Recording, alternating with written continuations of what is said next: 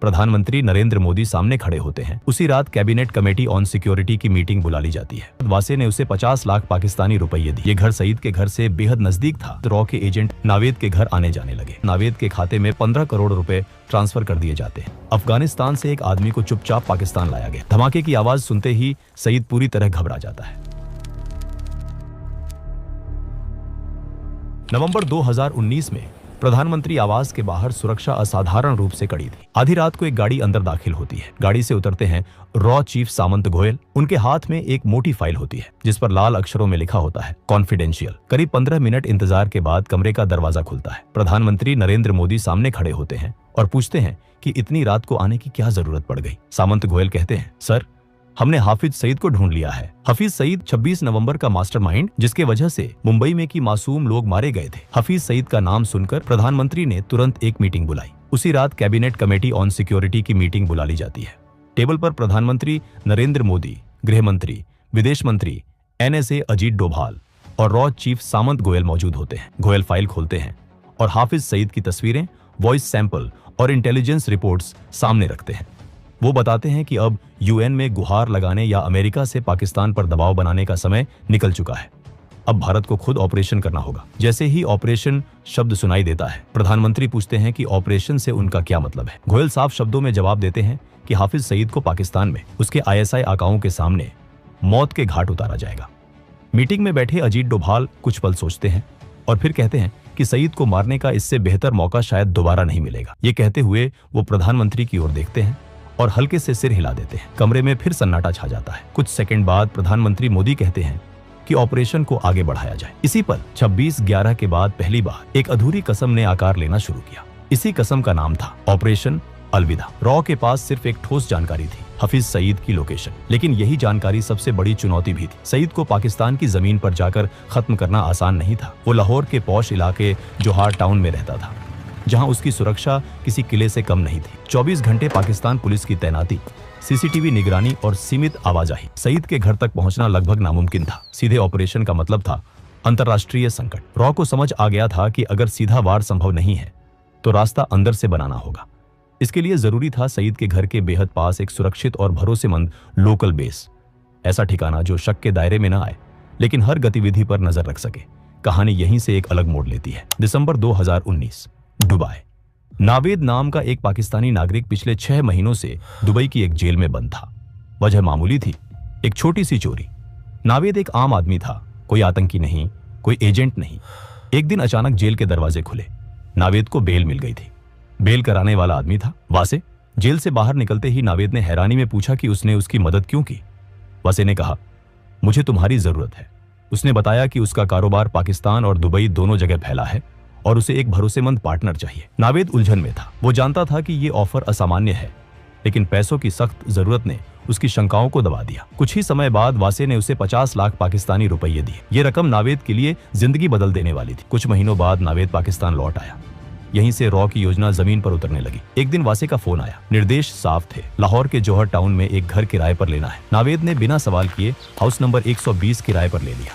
ये घर सईद के घर से बेहद नजदीक था, इतनी नजदीक कि वहां से उसकी गतिविधियों पर नजर रखना संभव हो सके। नावेद को यह नहीं बताया गया था कि वासे असल में कौन है। सच्चाई ये थी कि वासे रॉ का एजेंट था।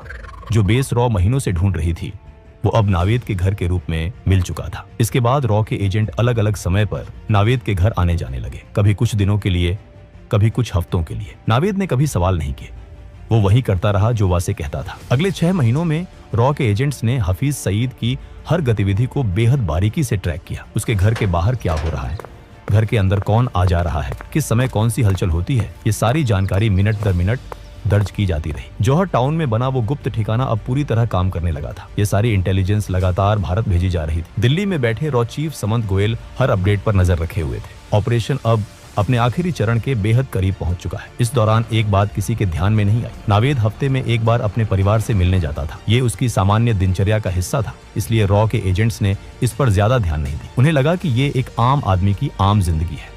अब प्लानिंग लगभग पूरी हो चुकी थी। लोकेशन, टाइमिंग, सब कुछ तय था। बस एक आखिरी कड़ी बाकी थी। कुछ ही दिनों बाद वासे का नावेद को फोन आया। उसने नावेद को दुबई आने को कहा। वजह नहीं बताई गई। दुबई में दोनों की मुलाकात होती है।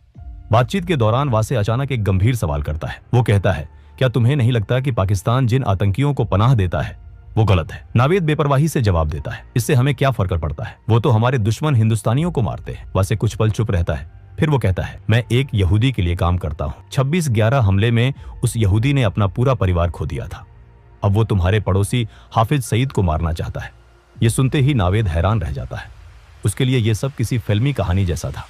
वासे आगे कहता है, मुझे सईद को मारने में तुम्हारी मदद चाहिए। नावेद को ये बात मजाक लगती है। वो साफ कहता है कि वो इसमें शामिल नहीं होगा, लेकिन वासे उसे एक और ऑफर देता है। अगर वो मदद करता है तो उसे अपने पूरे परिवार के साथ अमेरिका में बसाया जाएगा, साथ ही करोड़ों रुपये भी मिलेंगे। नावेद के सामने अब जिंदगी का सबसे बड़ा फैसला था। एक तरफ डर, दूसरी तरफ पैसों और सुरक्षित भविष्य का लालच। काफी देर सोचने के बाद आखिरकार नावेद हाँ कह देता है। इसके कुछ ही समय बाद नावेद के खाते में 15 करोड़ रुपए ट्रांसफर कर दिए जाते हैं। ये इस बात का संकेत था कि अब पीछे हटने का कोई रास्ता नहीं है। अब ऑपरेशन अलविदा अपने अंतिम मोड़ पर था।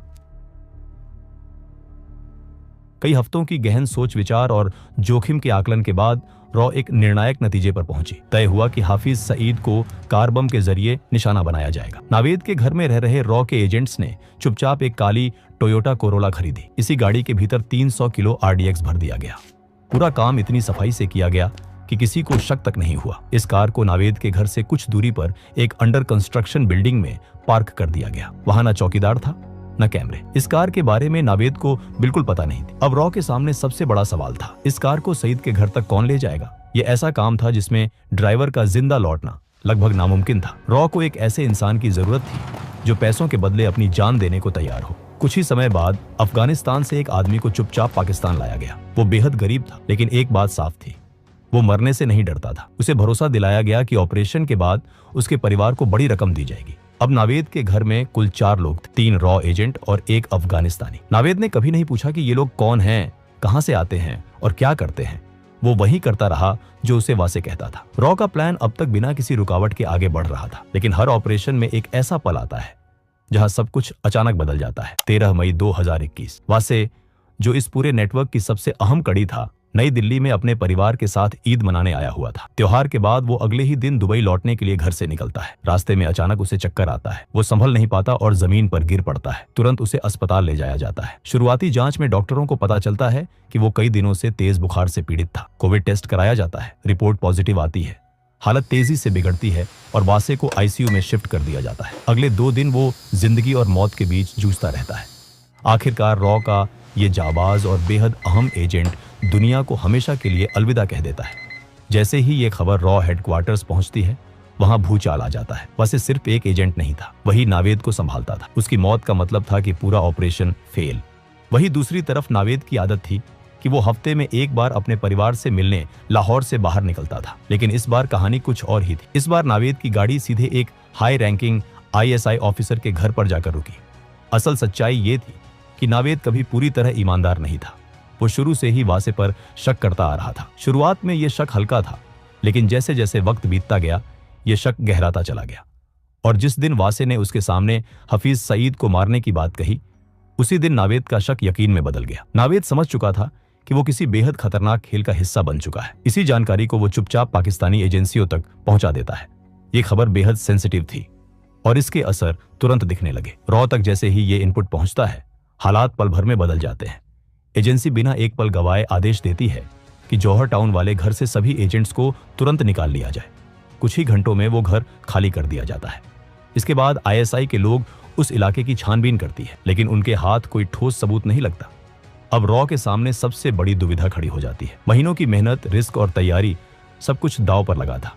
सवाल सिर्फ एक था, क्या ऑपरेशन को आगे बढ़ाया जाए या यहीं रोक दिया जाए। इस गंभीर मुद्दे पर एक बार फिर रॉ की एक अहम मीटिंग होती है। मीटिंग में देश के प्रधानमंत्री नरेंद्र मोदी भी मौजूद होते हैं। आखिरकार फैसला लिया जाता है, ऑपरेशन जारी रहेगा। अब कहानी अपने अंतिम अध्याय में दाखिल होती है। जून 2021, लाहौर, सुबह के ठीक 11 बजे। रॉ के एजेंट्स अफगान युवक को पूरी सावधानी से ISI की नजर से बचाते हुए उस अंडर कंस्ट्रक्शन बिल्डिंग तक लाते हैं। यही वो जगह थी जहां पहले से विस्फोटकों से भरी काली कोरोला गाड़ी खड़ी थी। युवक को एक बार फिर पूरा प्लान विस्तार से समझाया जाता है।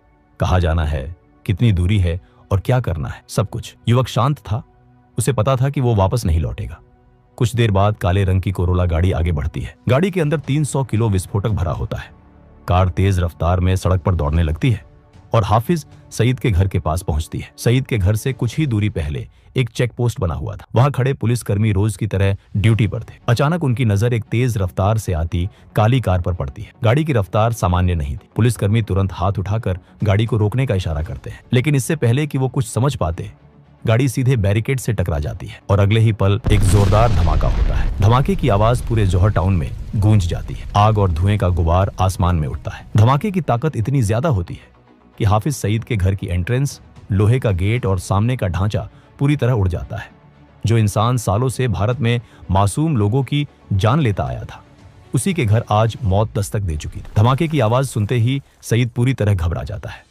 उसे समझ नहीं आता कि क्या हो रहा है। डर के मारे वो अपने घर के अंदर सोफे के नीचे छुप जाता है। उसका शरीर कांप रहा होता है।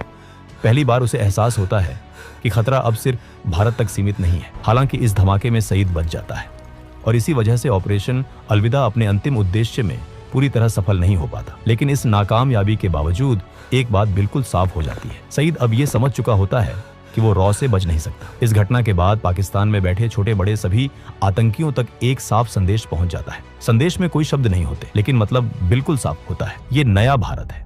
नया भारत जो सिर्फ चेतावनी नहीं देता, नया भारत जो दुश्मन के घर में भी घुस सकता है और चुन चुन कर वार करने की ताकत रखता है। ऑपरेशन अलविदा भले ही अपने लक्ष्य को पूरी तरह हासिल न कर पाया हो, लेकिन उसने पाकिस्तान में बैठे आतंकियों की रूह कंपा दी। अब वो जान चुके थे कि सीमाएं सुरक्षा की गारंटी नहीं है। दोस्तों, ऑपरेशन अलविदा पर आपकी क्या राय है, हमें कमेंट में जरूर बताइए। अगर वीडियो आपको पसंद आया हो तो इसे ज्यादा से ज्यादा शेयर करें, वीडियो को लाइक करें और चैनल को सब्सक्राइब करना न भूलें।